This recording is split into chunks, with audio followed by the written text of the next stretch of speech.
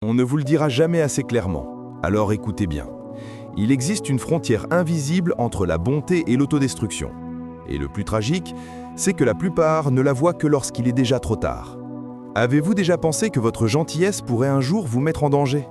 Que donner trop pourrait devenir une blessure que personne ne viendra soigner? Cette pensée semble exagérée, jusqu'au jour où elle devient votre réalité. Et c'est justement ce que vous allez découvrir maintenant. Restez bien attentifs, car ce que je m'apprête à vous révéler pourrait changer votre façon d'aimer, d'aider et de vous protéger. On nous a toujours dit de tendre la main, d'offrir notre cœur, de comprendre avant d'être compris. Noble idée. Mais que se passe-t-il lorsque donner devient une habitude et que cette habitude devient une prison? Certains passent leur vie à servir, croyant que le monde leur rendra l'appareil. Mais le monde n'a pas toujours besoin d'être juste pour continuer de tourner. Et c'est dans cette vérité silencieuse que naît la souffrance de ceux qui donnent trop. Vous pensez que cela ne vous arrivera jamais? Continuez d'écouter. Quand on aime aider, on espère naturellement recevoir un peu de lumière en retour. Un mot, un geste, une présence, rien de plus humain. Pourtant, plus vous offrez, plus vos attentes grandissent, jusqu'à devenir des illusions qui vous dévorent de l'intérieur. Car la vie n'a jamais promis d'être réciproque. Et ceux que vous sauvez aujourd'hui pourraient apprendre à vous laisser vous noyer demain. Étrange paradoxe, n'est-ce pas? Plus vous donnez, plus vous risquez de découvrir que vos espoirs reposaient sur du sable. Et quand la vague arrive, elle ne prévient pas. Alors vous continuez malgré tout, parce que vous vous dites que c'est normal, que ce n'est qu'un passage. Vous croyez que persévérer prouve votre valeur. Mais chaque fois que vous vous sacrifiez en silence, quelqu'un, quelque part, apprend à vous considérer comme acquis. Le héros devient serviteur, le pilier devient tapis. Et ce glissement est si discret que vous ne le remarquez que lorsque vous réalisez que vous n'avez plus d'énergie, ni même de voix, pour dire stop. Mais tenez-vous bien, ce n'est que le début. La vérité, c'est que le monde s'habitue à ce qu'il consomme. Et quand vous donnez sans compter, vous créez une habitude chez les autres, une dépendance. Ils finissent par croire que votre cœur est une fontaine éternelle. On ne remercie pas une fontaine, on boit, encore et encore, jusqu'au jour où l'eau cesse de couler. Et lorsque cela arrive, ne soyez pas surpris si les mêmes voix qui vous appelaient hier se taisent aujourd'hui. Le silence est violent quand on croyait être indispensable. Et pourtant, ironie du sort, ce ne sont pas eux les coupables. C'est votre bonté sans frontières qui a ouvert la porte. Car mettre les autres avant soi n'est pas toujours un acte d'amour. Parfois, c'est une fuite. Une manière d'oublier ses propres douleurs en réparant celles des autres. Un cœur fatigué qui donne pour ne pas se regarder dans le miroir. Alors quand vous rentrez le soir, fatigué, vidé, avec ce sentiment étrange de ne pas exister vraiment, ce n'est pas l'ingratitude qui vous ronge, c'est votre absence à vous-même. Et cela, personne ne pourra le vivre ou le guérir à votre place. Peut-être vous reconnaissez-vous déjà un peu. Peut-être sentez-vous cette pointe dans la poitrine, ce mélange de fatigue et de lucidité qui ne trompe jamais. Si c'est le cas, alors vous êtes au bon endroit. Car ce voyage ne vise pas à vous rendre dur, froid ou égoïste. Non, il vise à vous rendre complet, capable d'aimer sans vous abîmer, d'aider sans vous perdre, de donner sans disparaître. Prenez une seconde, respirez, et maintenant, écoutez bien.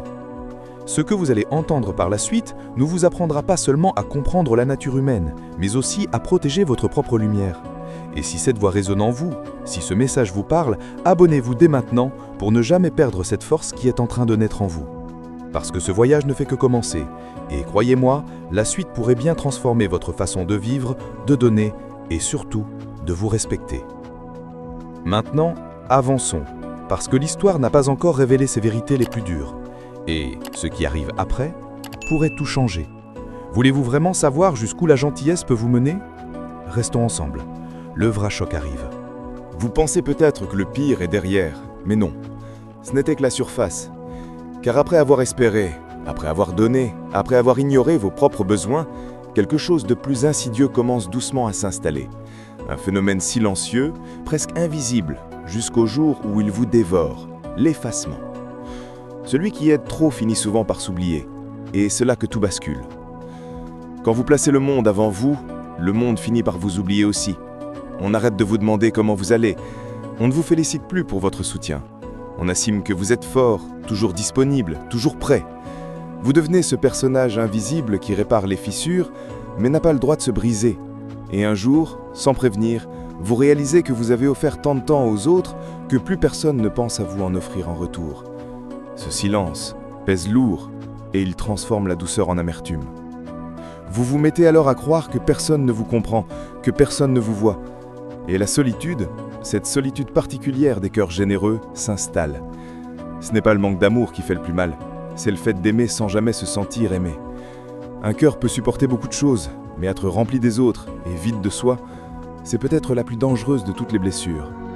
Et c'est souvent à ce moment-là que beaucoup craquent en silence, tout en continuant d'offrir un sourire. Mais ce n'est pas tout. Ce monde a une étrange façon de lire la bonté. Beaucoup n'y voient pas du courage, mais de la faiblesse. Et plus vous êtes disponible, plus certains vous testeront. Ils essaieront d'ajouter du poids à vos épaules, juste pour voir jusqu'où vous pouvez porter. Vous croyez qu'aider crée du respect. Parfois, cela attire la manipulation. Car la gentillesse sans limite ne protège pas, elle expose. Elle attire ceux qui prennent, ceux qui profitent, ceux qui savent très bien que vous n'oserez pas dire non. Alors certains se permettent de vous parler comme si votre temps n'avait pas de valeur. Ils exigent, ils imposent, ils viennent quand ils veulent et disparaissent quand vous tombez. Ils savent qu'ils peuvent revenir, car ils savent que vos portes restent vertes. Et ironiquement, ce jour où vous osez enfin refuser, où vous osez respirer pour vous, ce jour-là, ils vous traiteront comme si vous aviez changé, comme si vous étiez devenu froid, ingrat, distant. Ils vous reprocheront d'apprendre à vous respecter. Cruelle ironie, vous êtes coupable le jour où vous commencez à guérir.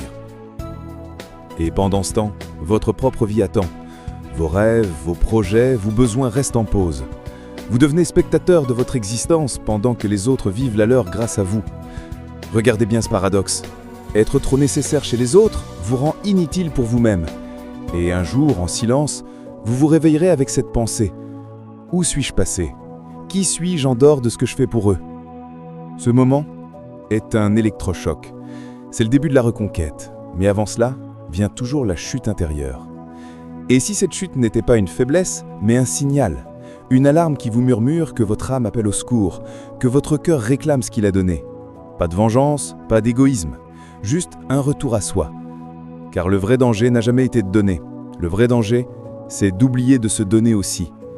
Restez avec moi, parce que la vérité la plus dérangeante arrive, et elle va peut-être vous surprendre, elle va peut-être même vous faire mal, mais elle est nécessaire pour briser le cycle.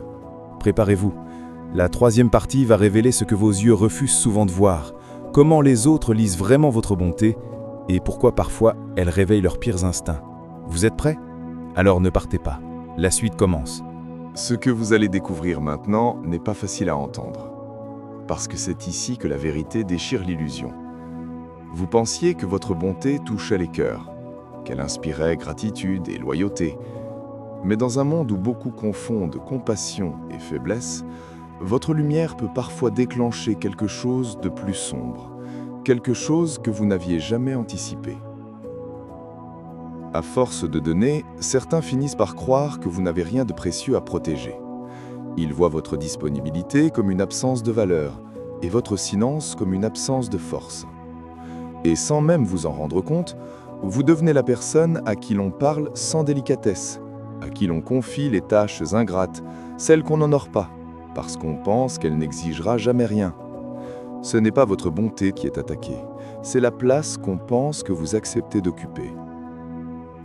Le plus violent dans tout cela, ce n'est pas le regard des autres. C'est la lente transformation intérieure. Cette fatigue émotionnelle qui vous suit comme une ombre. Cette sensation de porter trop longtemps le monde d'autrui sur vos épaules. Et ce soir-là, quand vous rentrez seul, quand le silence résonne plus fort que les voix que vous avez aidées toute la journée, quelque chose en vous se brise. Pas violemment, non. D'une façon beaucoup plus dangereuse, discrètement. Vous commencez à douter de vous, pas seulement de votre valeur, mais de votre place. Vous vous demandez pourquoi vous n'obtenez jamais le même soin que vous offrez. Pourquoi vous êtes toujours celui qu'on appelle, mais jamais celui qu'on protège. Et cette question, qui semblait naïve au début, devient un poignard lent. Pourquoi est-ce que personne ne fait pour moi ce que je fais pour eux ? C'est là que naît le ressentiment. Pas parce que vous n'aimez plus, mais parce que vous n'avez jamais appris à vous aimer autant que vous aimez les autres. Et dans cette phase fragile, il existe un piège encore plus redoutable. Chercher refuge n'importe où. Certains essaient de se remplir autrement, dans la nourriture, l'alcool, les distractions, les bras de personnes qui ne leur apportent rien. Parce qu'on ne se détruit pas d'un coup, on se détruit à petite dose, pendant qu'on essaye désespérément d'éviter de ressentir le vide que les autres n'ont jamais comblés. Et pendant que vous vous noyez lentement, ceux que vous avez aidés continuent de vivre leur vie comme si de rien n'était. Non pas par méchanceté, mais parce qu'ils n'ont jamais appris à voir votre douleur. Vous étiez toujours si fort, n'est-ce pas? Mais voici la vérité la plus troublante. À force de donner sans frontières, vous attirez ceux qui n'ont jamais appris à recevoir avec respect. Les amants manquent, les profiteurs, les silencieux qui prennent et disparaissent.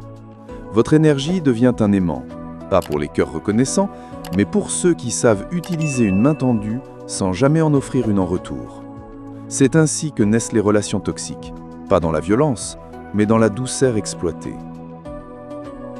Et pourtant, malgré tout cela, vous continuez, parce qu'au fond de vous, il y a cette croyance qu'être bon finit toujours par payer.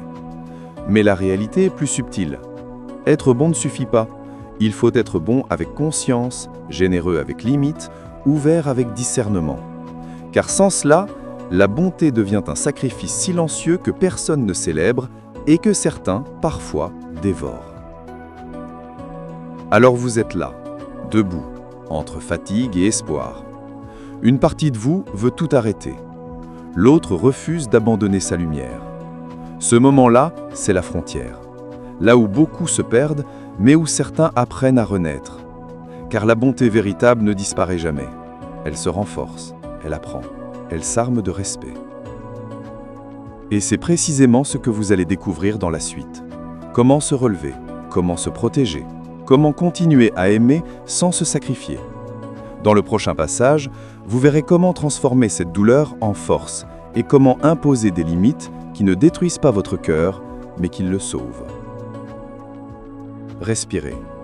Regardez ce que vous avez traversé. Vous n'êtes pas fragile. Vous êtes en train d'ouvrir les yeux. La dernière partie vous montrera comment reprendre votre pouvoir, comment dire non sans culpabilité, et comment redevenir la priorité de votre propre vie. Vous êtes prêts? Alors tenez-vous prêts, parce que ce qui arrive ensuite marque le début de votre renaissance. Alors écoute bien, parce que ce que tu t'apprêtes à entendre n'est pas une conclusion, mais un réveil. Jusqu'ici, tu as vu la face sombre de la gentillesse sans limite. Tu as compris comment la lumière peut épuiser celui qui la porte. Mais maintenant, tout change. Car la vraie force ne réside pas dans la douceur sacrifiée, mais dans la douceur qui sait se protéger. Ce n'est plus le moment d'être spectateur de ta vie, c'est l'instant de reprendre ta place. La première chose que tu dois comprendre, c'est que tes émotions sont un guide, pas une faiblesse. Si aider te vide, si donner te fatigue, si ton cœur est lourd après avoir servi les autres, ce n'est pas parce que tu manques de bonté, c'est parce que tu manques de retour vers toi. Ton corps parle, ton esprit crie, ton âme réclame ce que tu as offert sans te l'accorder. Et la pire erreur serait de l'ignorer encore. On t'a appris que penser à toi, c'était de l'égoïsme, mais en réalité, c'est la première forme de respect. Celui qui ne se choisit jamais finit forcément par se perdre. Apprendre à dire non n'est pas un manque de cœur, c'est un acte de survie. Refuser n'est pas rejeter. Refuser, c'est choisir. Choisir ton énergie, choisir ta paix, choisir ta vie. Et oui, au début, ce mot aura un goût étrange, presque coupable. Tu ressentiras une tension dans ta poitrine comme si tu faisais quelque chose de mal. Mais reste fort, parce que chaque non que tu prononces aujourd'hui protège un oui que tu mérites demain. Et ceux qui ne comprennent pas ton non sont souvent ceux qui ne t'ont jamais respecté pour ton oui. Ensuite, offre-toi du temps, pas quand il restera quelque chose, pas après tout et tout le monde, maintenant. Comme une règle, pas une faveur. Consacre des moments sacrés à toi-même, tes pensées, tes passions, tes plaisirs, tes rêves. Pas pour fuir le monde, mais pour te retrouver. Car un cœur qui ne se nourrit pas finit par mourir même s'il continue de battre.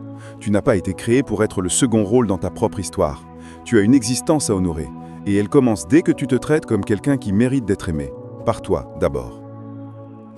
Et puis, ouvre les yeux sur les gens autour de toi. Il existe des âmes qui donnent et des âmes qui consomment. Certains se nourrissent de ta force sans jamais te renforcer. Ce ne sont pas des amis, ce sont des dettes émotionnelles.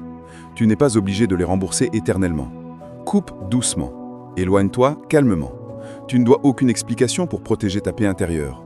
La vie est trop précieuse pour être partagée avec ceux qui te vident. Choisis la lumière, même si cela signifie marcher seul un moment. On ne perd jamais en laissant partir ce qui pesait. Alors maintenant, respire. Regarde ce chemin que tu viens de parcourir dans cette histoire. Tu n'es pas naïf, tu n'es pas faible. Tu as un cœur rare et ce cœur mérite une armure faite de respect, de limites et de lucidité. Ce n'est pas la fin de ta bonté, c'est le début de ta sagesse. Aider les autres, oui, mais jamais au prix de t'oublier. Aimer le monde, oui, mais sans cesser d'être ton propre refuge. La plus grande victoire n'est pas de donner tout ce que tu as, mais de donner sans te perdre. Alors marche avec plus de calme, plus de force, plus de conscience. Et rappelle-toi ceci, un cœur protégé n'aime pas moins, il aime plus longtemps. Si cette vérité résonne en toi, alors continue ce chemin. Parce que toi aussi, tu mérites d'être entouré de gens qui donnent, pas seulement de mains qui prennent. Et si cette voix intérieure te dit que tu es prêt à vivre autrement, alors tu viens de franchir une porte que beaucoup ne verront jamais. Ce n'est pas seulement un récit, c'est ton rappel, ton signal, ton renouveau. La lumière n'a jamais besoin de se sacrifier pour briller. Et désormais, tu le sais.